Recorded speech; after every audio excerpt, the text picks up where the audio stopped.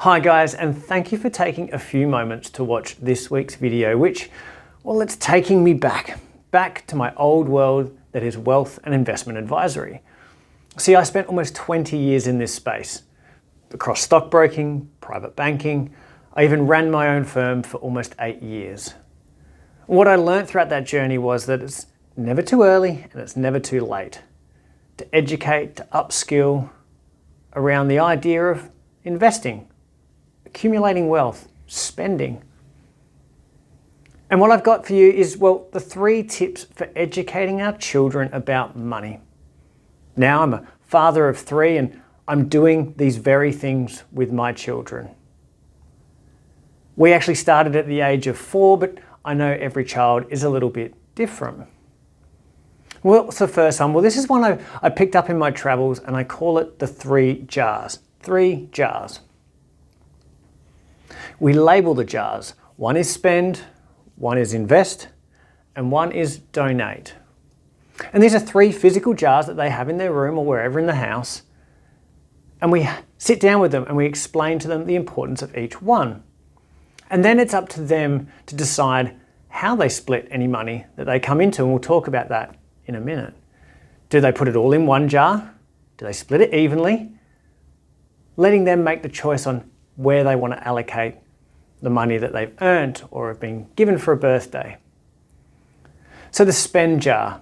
Now this conversation is around how you can spend your money. Do you spend it on experiences or on things?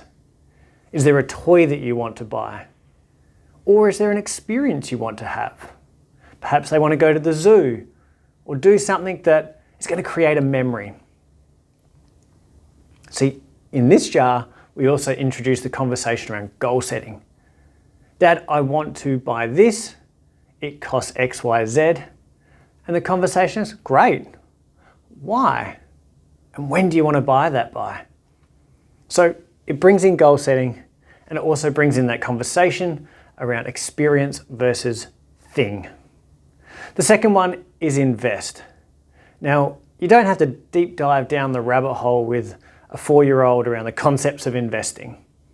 But here the conversation for me was always, you can either buy something, or you could buy, perhaps, instead of a plastic thing, something that might be worth $10 now, but in a year or 2 years or 3 years or 5 years, well, that might be worth more, a collectible.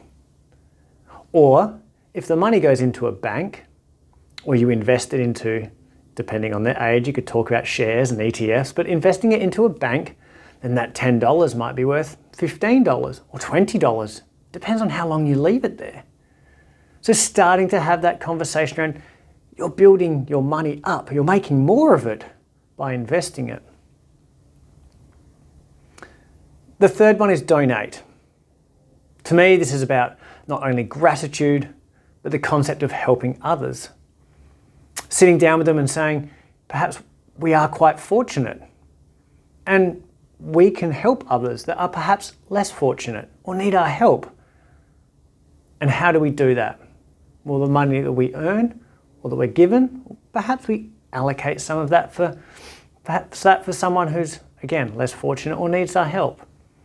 So spend, invest, and donate, the 3 jars. The second one is incentivize. What I mean by this is, rather than just giving someone pocket money at the end of the week, here you go, here's $10 for doing nothing. It's about reward for effort. So for me, my children love to help out, and I think most children really do. It could be cleaning windows, it could be washing the car, it could be mowing the lawns, it could be helping you put the rubbish out. But it's the idea that perhaps they'll make $1 or $2 for helping mum and dad. So for a little bit of effort, they receive a reward, as opposed to just being gifted money for doing nothing at all. The third one, well, this kind of comes back on us. Do you know what? I know that life is difficult for so many right now. The cost of living is so high. Even job stability for so many is uncertain. but the association we have with money, the conversations and the comments that we have will stay with a child forever. And children pick up on anything. They are sponges. And if round the house, the conversations they hear are, we can't afford this, don't touch that, it's so expensive. These are the negative conversations or comments that they will hear all the time. Don't you know how much that's worth? So it's about catching ourselves out and acknowledging that, yes, perhaps that's the truth, but how can I reframe this? Or perhaps do I need to say this? So giving them a more positive association with money and not constant negativity. And that kind of comes back on us because again, that association will travel with them throughout their entire life. So my 3 tips for educating our children about money are this. 1, the 3 jars: spend, invest, and donate. The second one is incentivize as opposed to just gifting. And the third one is the association with money, the negative association with money. Reframing it, making it positive, changing that language. I hope that's been useful. As always, guys, keep well, keep safe.